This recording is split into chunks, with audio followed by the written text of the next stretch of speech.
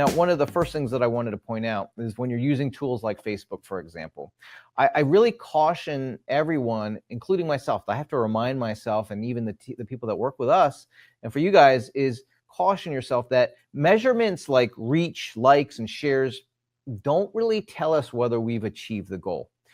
They will tell us, how many people engaged with an ad, or how many people engaged with a post, for example, or how many people clicked on a link. But on the downside of it, it doesn't really tell us whether we have achieved our goal. And here's why this is dangerous, is that we can be busy focusing on all these measurements, but the real end goal is not being achieved. Now, I'm going to take a step back, and you're probably saying, well, what is the goal, right? What is the goal? Well, to one degree, someone could say, well, if it produces a sale. Well, unfortunately, that is an end result. But it does take multiple steps to, as you guys know, to generate a lead and to generate an appointment and to be able to generate a closing. So within there are important measurements.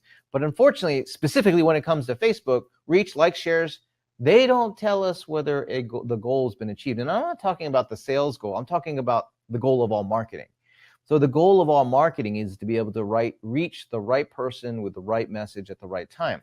And it is a bad assumption to say that reach, likes, and shares tells us this, right? Because you really have to dive into the specifics of, well, who is the right person?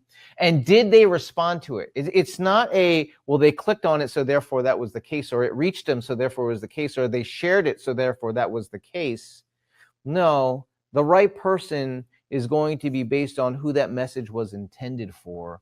And then, of course, right time is also right context, meaning if I've delivered this message to the right person with the right message in the right context, meaning they can respond to it, it's a good time for them to do so, then I've achieved the marketing goal.